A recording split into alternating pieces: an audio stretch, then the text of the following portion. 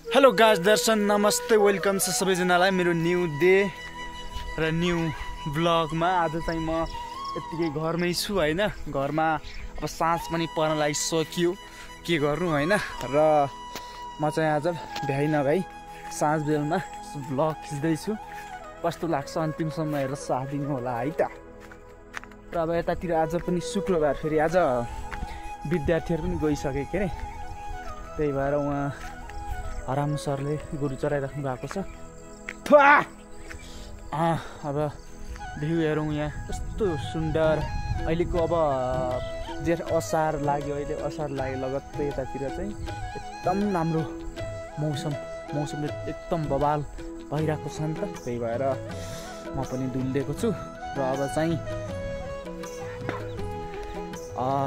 त्यतातिर मकै पुरै ढालिदिएको छ। मकै देखाउँछु है त हजुरलाई। हिजो पानी आएर पानीले बटासले गर्दा मकै पुरै ढालिदिएको छ।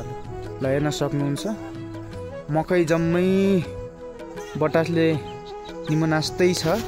म हजुरहरूलाई प्रत्यक्ष देखाइ नै रहेको छु होइन। र देख्नु पनि भएको होला यहाँ मकै बारीका मकैहरू होइन, पुरा निमनास्तै छन्। र अब यो मकैलाई के गर्ने हो भन्ने कुरा त अब सबै यो मकै आफै उठ्नेछ पछि। अब नभाँचिएका उठ्लान्, भाँचिएका त पुरै गाई गोरुले नै खाने हुन् होइन। लु मेरो यो मोबाइलबाट डिस कस्तो राम्रो देखिएको भाइ। अब त्यहाँनिर हाम्रो कुकुर डग बसिरहेको छ भने डङचङ किटी किटी किटी किटी किटी डङचङ आऊ डङचङ आऊ डङचङ। गाइज हेर्नुहोस्, हाम्रो डङचङ कुकुर कति ज्ञानी छ यो, कति धेरै ज्ञानी, कति धेरै माया गर्छ हामीलाई होइन। र हामीले पनि यसलाई उत्तिकै माया गर्छौँ नि त। र अब चाहिँ हाम्रो डङचङ आऊ डङचङ आऊ कुटी कुटी कुटी कुटी कुटी कुटी कुटी कुटी आऊ न डङचङ, यहाँ आऊ न, यहाँ आऊ आऊ डङचङ आऊ। चाउने होइन बढी यहाँ डङचङ हाम्रो होइन डङचङ। हामीले डङचङलाई धेरै माया गर्छौँ, त्यही भएर हाम्रो यो डङचङ कति राम्रो छ। सबैले फोटो पनि खिच्छन् होइन यो कुकुरसँग, राम्रो छ भनेर। तर फोटो खिच्न भने खासै मान्दैन यसले। सानामा झन् यति क्युट थियो, अहिले पनि हेर्नु न डङचङ कति क्युट छ क्या अझै पनि। अब भिडियोमा देखायो भने त फेरि भाइरल होला यो कुकुर पनि। यो कुकुरलाई पनि भाइरल बनाइदिन्छु म अब। डङचङ के हेरेछ के हेरेको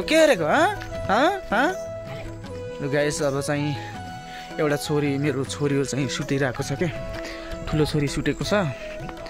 अनि अरू चाहिँ मोबाइल हेरिरहेको छ, के गर्नु गाइस। त्यहाँ चाहिँ अब खुसीको कुरा छ क्या, त्यहाँ चाहिँ हाम्रो गाउँलेहरूले त्यहाँ चाहिँ केही विकास गर्न लागेका छन्।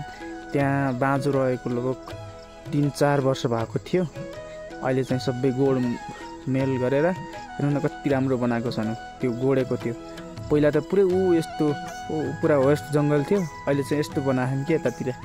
त्यही यो खुसीको खबर चाहिँ होइन, अरू चाहिँ केही छैन। र हाम्रो घर पनि यस्तै जस्ताको तस्तै छ। अब आउँदो दसैँमा चाहिँ लिप्नुपर्छ।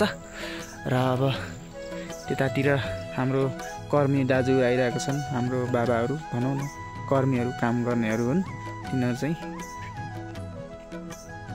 त्यस्तै छ होइन सबैको समस्या। र अब चाहिँ म घरतिर जान्छु होला लगभग है त।